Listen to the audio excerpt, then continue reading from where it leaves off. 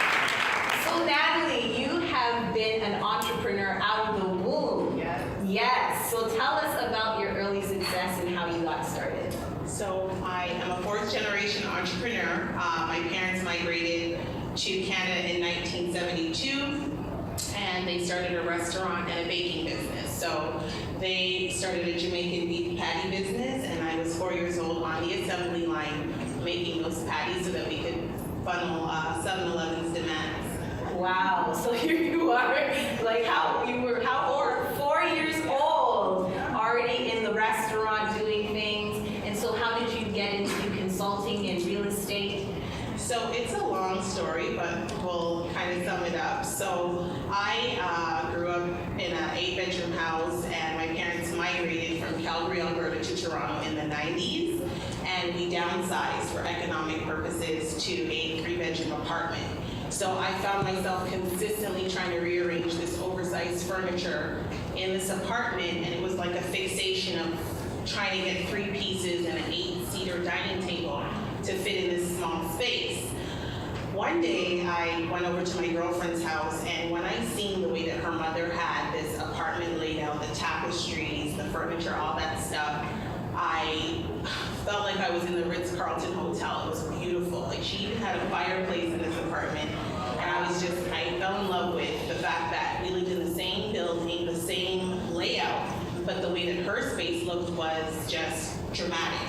Wow. And so I was studying law in high school, getting ready to do that, but because of her, I shifted my education to architecture and interior design. So I did 2 years architecture, ended up taking the interior design program, graduated in 2002, and that's how I got into the interior design. Wow, so I know that business and being a service professional are 2 different things in a sense, because although you might be talented as an artist or a designer, or you're really good at accounting, you still need to be able to sell your services so people buy what you have to do. So can you tell us how you managed to put that business, all those hats? I know there's a lot of multiple hats when you're running a business, right?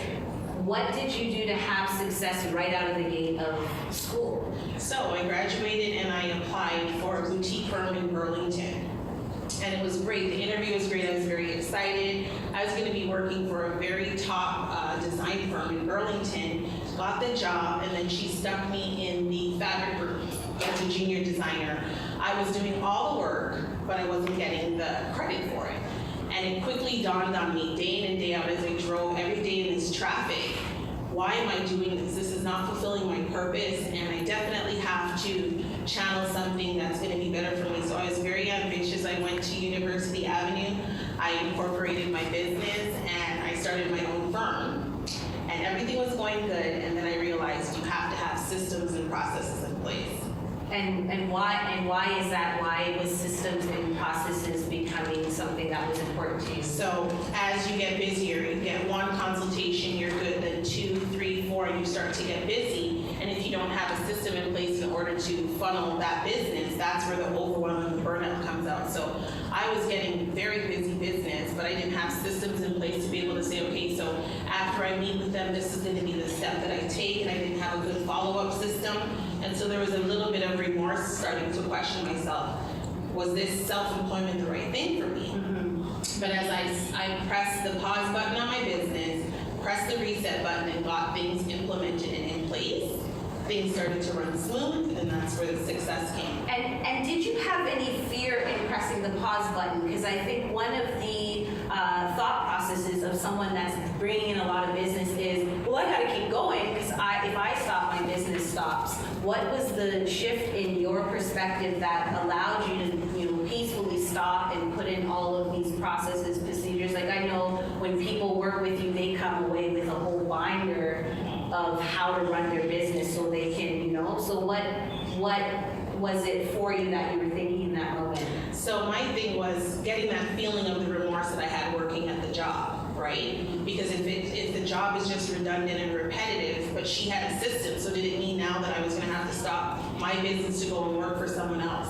So once I realized that I had to put things in place, and it is okay to press the pause button because you have an audience, your clients is your audience. Those are the people that you're trying to work for to gain business and to try to show them that you're who they want to work with. So at the end of the day, if you look like you're winning on the front end, you've got to also look like you're winning on the back end. So you have to press that stop button, get the systems in place, because at the end of the day, when they go to refer you and for repeat business, the continuous thing is going to say, well, Rebecca referred me. Then Rebecca's going to go back and talk to Jill and say, well, did Natalie do A, B, and C for you?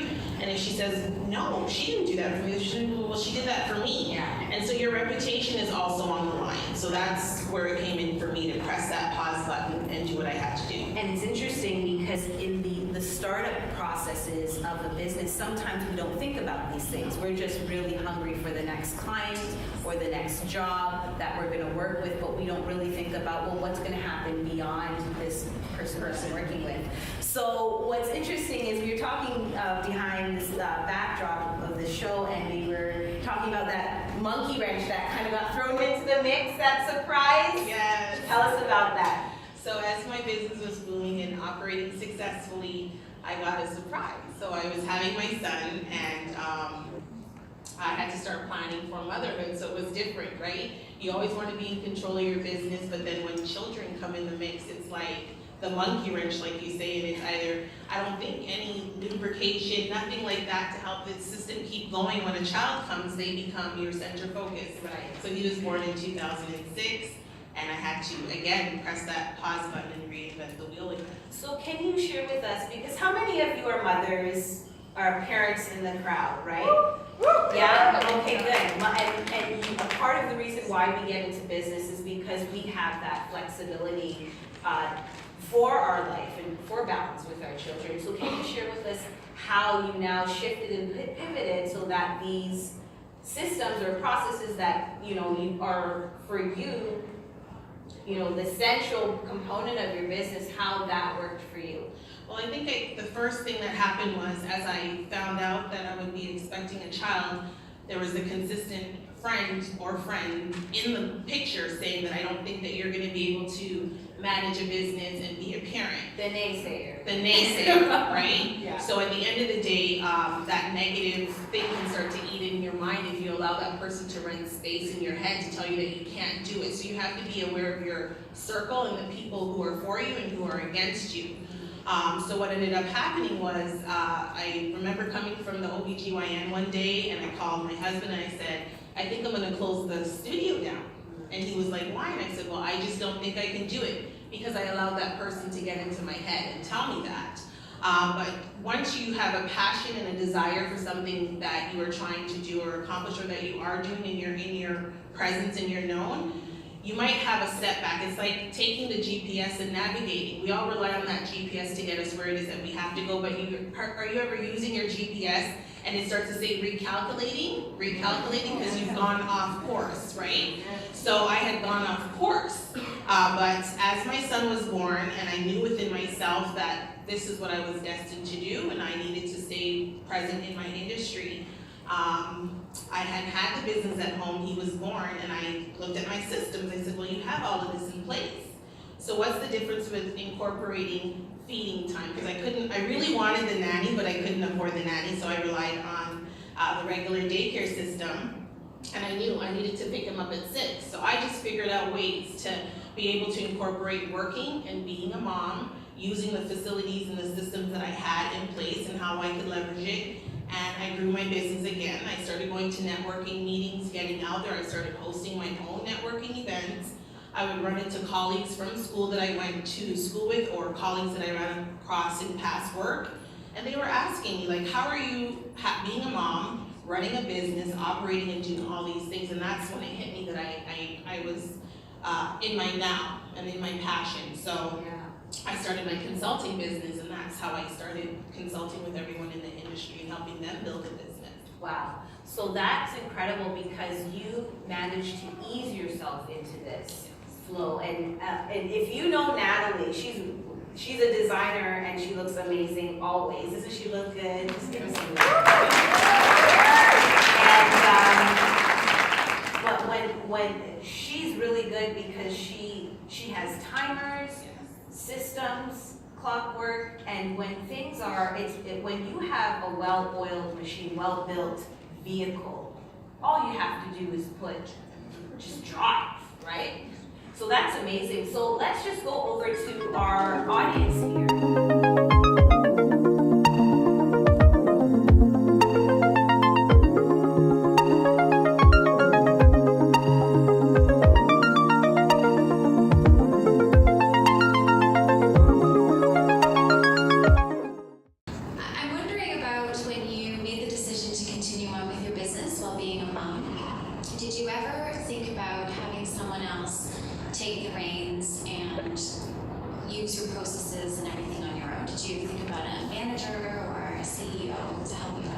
So I looked into virtual assistants or people that worked on the back end or the things that were minutia or annoying to me in my business that were going to stun my growth. So I use virtual assistants for things that I need to pass off. And the great thing about the virtual assistants is they work while I'm sleeping. So at the end of the day, when I get up at 7 or 8 in the morning, the work's already done. And I'm just looking at what they've done for me and I move on through my day. Hi, my name is Cherene Francis, and I help entrepreneurs, business owners, service professionals, and anyone that's the face of their company get more clients, sales, and opportunities through personal branding.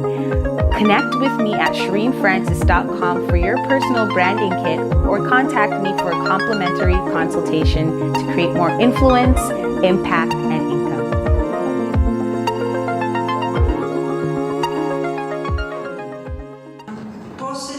System are great for people who can focus. Do you advise or do you have any suggestions for people with ADHD, I'm a mother of 3, I'm in ADHD, I completely get out of focus and it's very hard to run a business like that. Okay, so I can relate to you firsthand. My daughter is autistic, she's diagnosed with autism, and my son is ADHD.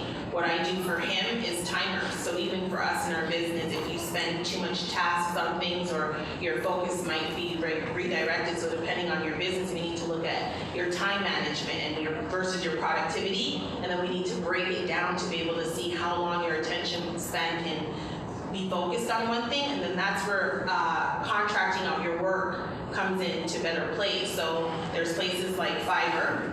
You can go on there, you can interview and do all your questioning behind the scenes to figure out if that person's the best person for you. And you would know the time that it takes for you to get that task done. So maybe it's worth your peace of mind to contract that out so that person can do it for you, and then all you're doing is checking it and making sure that it meets your expectations. And with that service, you can go back and make corrections, so it's not a wasted effort. Awesome. All right, so thank you so much, Natalie, for sharing all your wealth of knowledge in terms of policies, procedures, and processes. That's a tongue twister there. Let's all give her a big warm thank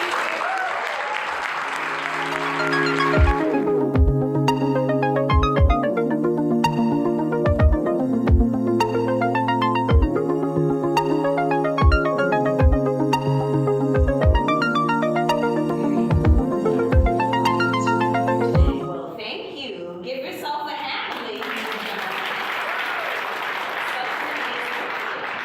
Yes. So, you are a sex counselor, but we're at the Business Wealth Summit. We are.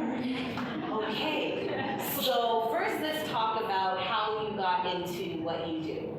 Okay, so I started off being a youth counselor, and I still am a youth counselor. And I was working with troubled youth.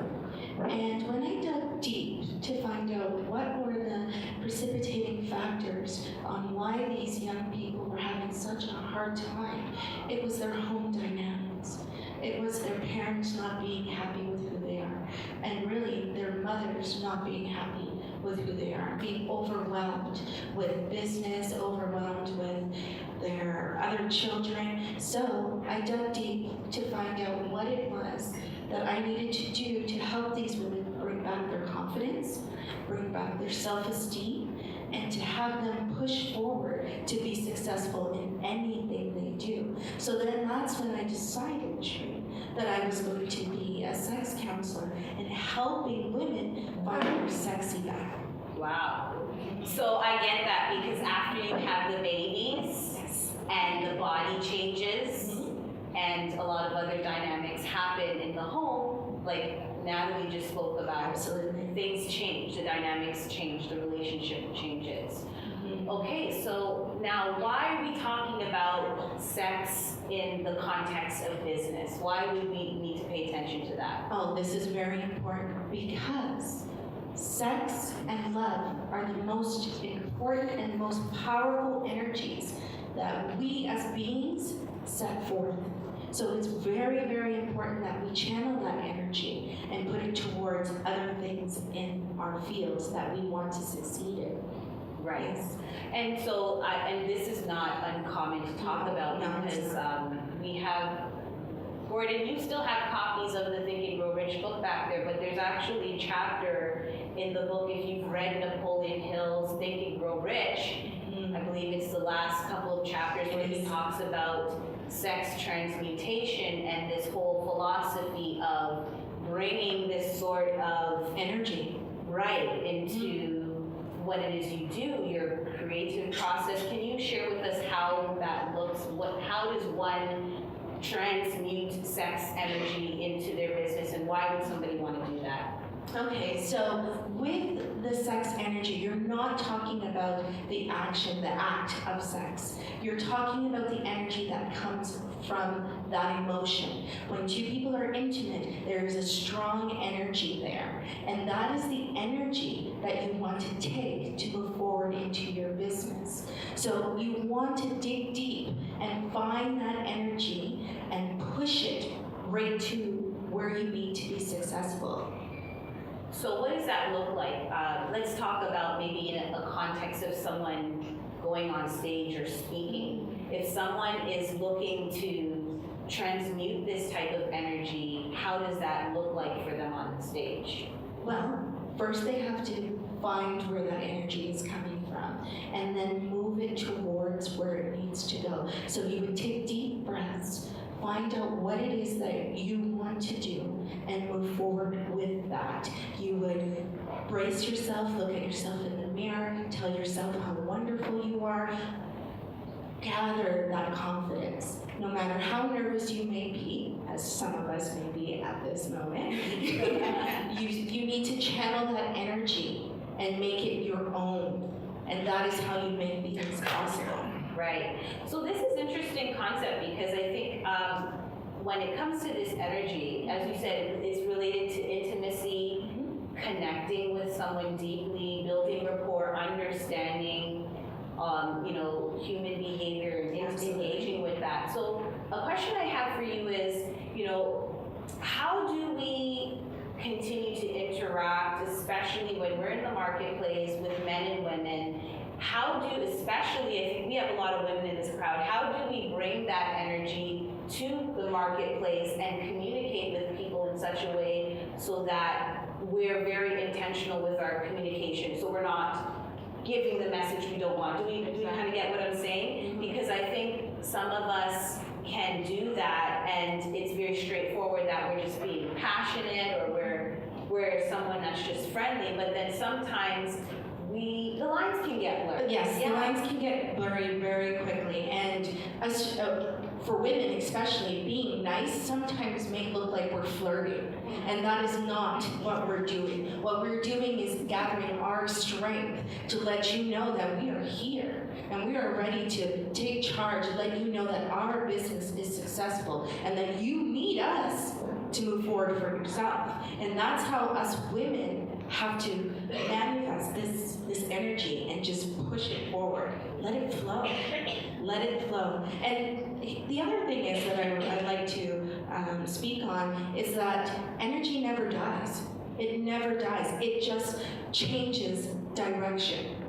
And so what you need to do is make sure that you have that control, that powerful control on the direction where you need to go. And that's when you're doing the sex energy, why it is so important for you to do it where you're just grasping all of that and pushing it forward. It's not an easy thing to do, but a lot of us do it without even realizing.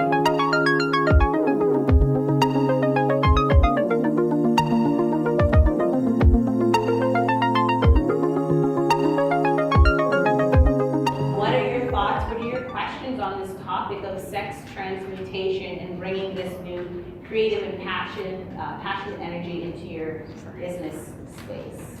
Hello. Hello. Some of us are not even comfortable with the word sex. Yes. Much less to protrude that out there. Okay. And knowing that it could be misconstrued. Yes. Why not knowledge? Why sex?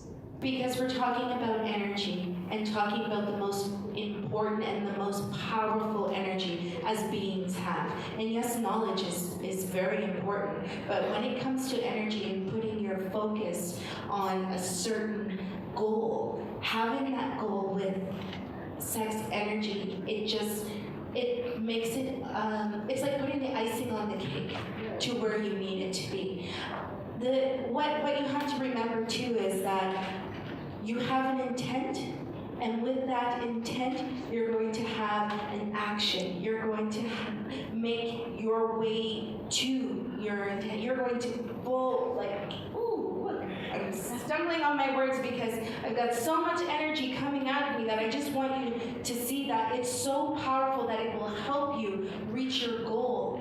It will help you see what else is out there. I hope I answered your question. I think also a good thing to think about is a lot of the time we get stuck in our heads. That's right. And we try to make the sale based on just, you know what I mean, like these are the features of my product, when the sale is really emotional. That's right. Connection with people. And so again, I don't think we're talking about We're not talking about the physical component about sex whatsoever. We're talking about the attraction, the energy that you give off when in that moment, right? So you're going to take that energy and you're going to put it on something else that you want to be successful in. So again, it kind of, the barriers kind of, the border, you kind of step over it. But once you understand what it is, that energy, then you can move forward. And once you are successful in that energy, Hill says it very good, clearly in the book, right there, that once you have mastered your sex energy and able to move it onto other aspects and other fields, your handshakes become a little more softer, your voice becomes a little more softer but stern, and people are attracted to your personality. And that's the energy you want to give off. So like I said, you're probably already doing it, right? but now we're just putting a word to it, a definition to it. There's people that may be drawn to you and you're just like, why are they always drawn to me? That's because you're giving off this incredible energy. Yes. Oh, so it's kind of like that, that charisma, that star Absolutely. feel. Yes. Oh, we've got another question right there. So I'm saying that then that you're defining sex energy as your aura, your vibe. That's right. And so I just, within the context that you're speaking, if you could just clarify the definition, because I think the word sex, as some other people were I was hearing, is that it gives off a different type of concept of mind. Where when I'm listening to it, it sounds almost like it's the same thing or synonymous to aura. Right? It is. Your vibe, your light, that kind of thing. It is. But you're using the term sex energy. I'm using the term sex energy because I get it out of the book. Right, but Think Rich and Grow. in terms of the context you're using, how do you define it? Because in the sense of how you're applying it in your reality, how are you defining it and for the purposes of this conversation? That's Life. the question. Life? Yes, because with that action, you are creating life. The whole procreate, the whole creation. So life itself, for me, is very, very powerful. And the energy that comes from that will help me go to my dreams, help me succeed. So yes, very good question. Thank you very much. So yes. So we have another Very good question. question. Thank you very much. Hi, just you had attested a bit to channeling your energy. My friend and I were in a business, and oftentimes we get gentlemen that we're approaching legitimately for business, and they will act to a certain point like they're interested in business, and then they'll say, oh, and they'll turn it to a different direction. What as a woman can you do with your voice or your body language or whatever you have come in experience with to sidestep that? Okay, so with my business, exactly, I am a sex counselor. I go into to women's homes, and I work very intimately with them. And when I asked other people to invest in me, there were men, and they took it to a different level. So I had to keep it very professional with them. Keep it where this is what I need. If you cannot give me what I need and you want to take it somewhere else, I'm sorry, we can't do business together. We as women have to stand firm. Don't let anybody sway you into, oh, I'm going to give you more money if you do this. And yes, you want to get to that goal, absolutely, but you're going to get there with your own focus. You're going to get there on your own. You do not have to let anybody take advantage of you. Thank you. I just wanted to add on to that. So how do you temper your energy or you control it if someone is coming at you, say, aggressively or not respecting how you are engaging with them? I remove myself from there. I'm sorry, this isn't working for us. This isn't working for me. I'm feeling very uncomfortable. I take charge of that situation. I don't continue to allow myself to be in an uncomfortable situation. I hold the key, I hold the power, I hold that energy. So if something is not right and you feel that, just remove yourself very politely and just get right out of there. And if you can't get out of that situation, well, there's other steps that we can take. But yes, that's exactly what I would do.